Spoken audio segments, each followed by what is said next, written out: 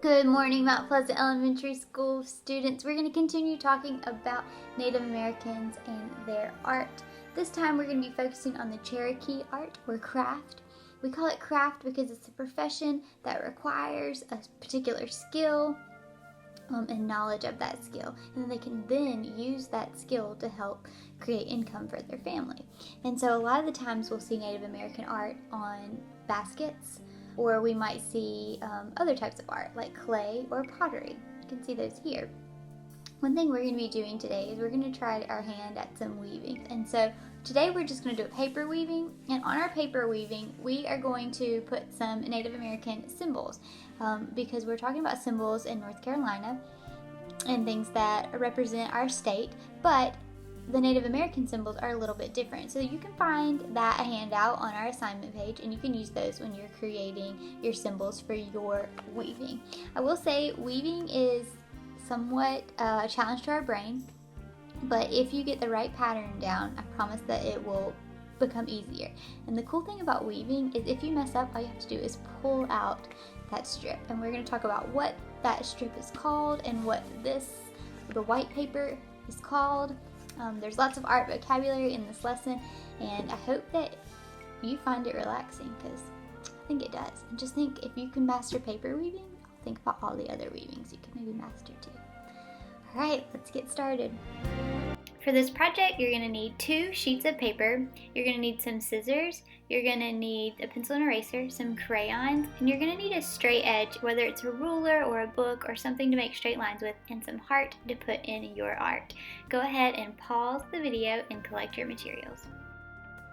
You're going to grab one of your sheets of paper. I'm using 2 different colors just so you can see the difference, but white paper will work. You're going to choose one of your papers and you're going to hold it vertically and fold the top to the bottom, lining up the corners and lining up the edges.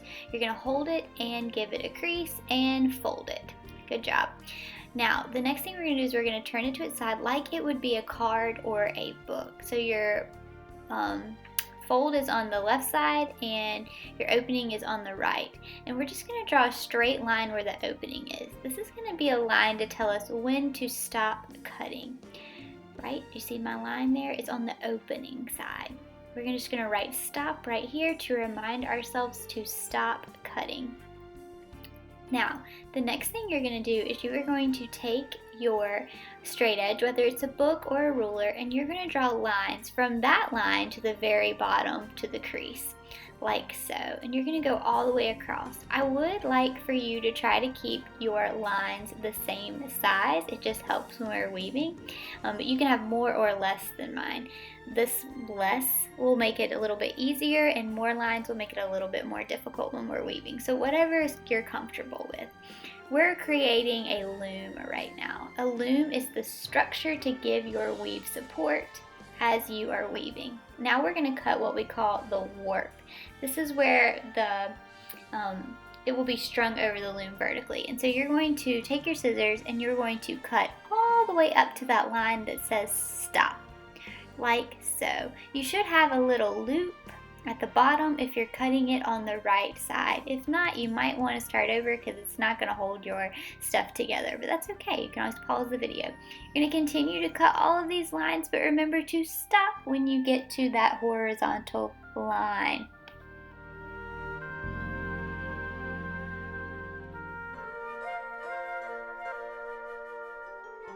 Alright, my last one, and stop. Now you kind of have like a hula skirt or an eyelash or even a car wash. You're going to take your paper and you're going to open it up, and you should see that you just have a lot of strips of paper that are connected together. These strips are called our warp. They're stationary. They stay the same. And our loom is pretty much the structure.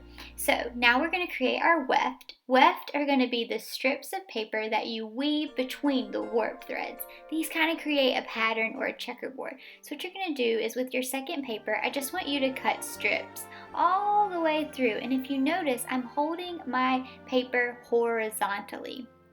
And I'm just cutting all the way through.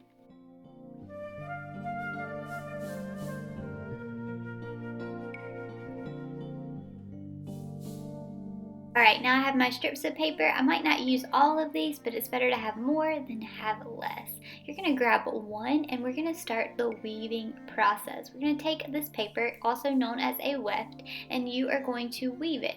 Notice how I'm going under one and over one, creating a pattern. Under and over, under and over. And when I get to the end, I'm just going to scoot it all the way down, gently so I don't tear my paper. The next strip, see, I just did that one under. So the next strip is going to be over. So look at the one to your left and do the pattern that's opposite of that. So this time I'm going to go over, under, over, under, over, under.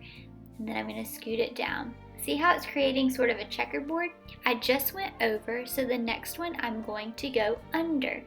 So under, over, under, over, under, over, and under. I'm going to scoot it down. Now I have to do the opposite. I just went under, over, so this time I'm going to go over, under, over, under, over, under, and scoot it down. You're going to continue this pattern until you reach the very end and can't fit any more of your weft strips.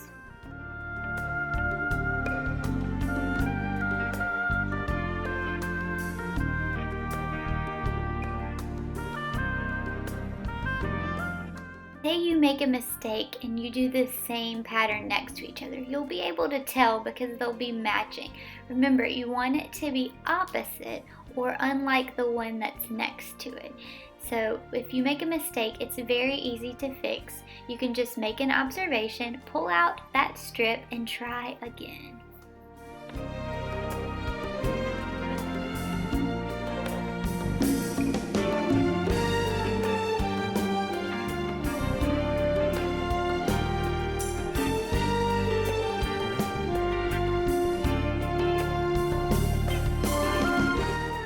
Have your weaving all set in place, take your pencil and write your name somewhere on the back and your art code. Then get ready to flip it like a pancake because now we're going to add some really cool symbols.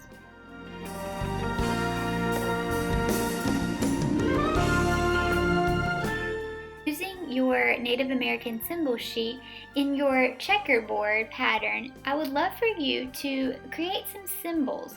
You could use any symbols that are relative to you or that symbolize you. I'm going to start by doing a moon symbol because I like the nighttime. I like when the moon shines and the stars, so I'm going to add some stars there.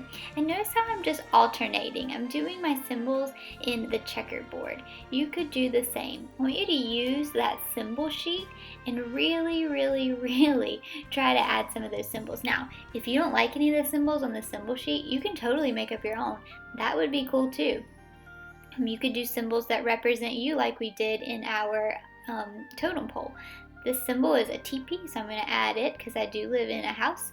So go ahead and do your symbols or use the symbols that you found on our assignment page to fill up your weaving and make it a little more interesting.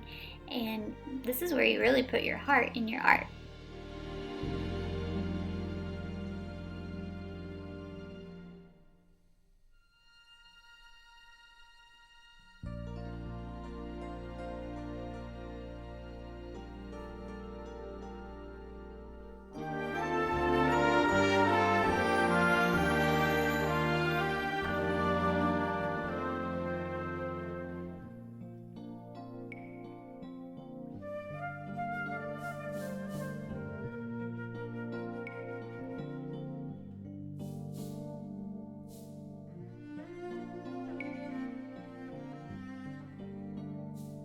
I'm done with my symbols. I'm just going to create a border on the sides of my loom just to make it a little bit more interesting and fill it up. This would be really cool as a placemat. You could use this at the dinner table. Maybe your family could get in on this project too, and you could each have your very own placemat that represents you. As you finish this up, I would love to see an image of it or a small video on Canvas to tell me what you created. I hope that you found this project somewhat fun and that you created a piece of artwork from your heart that symbolizes who you are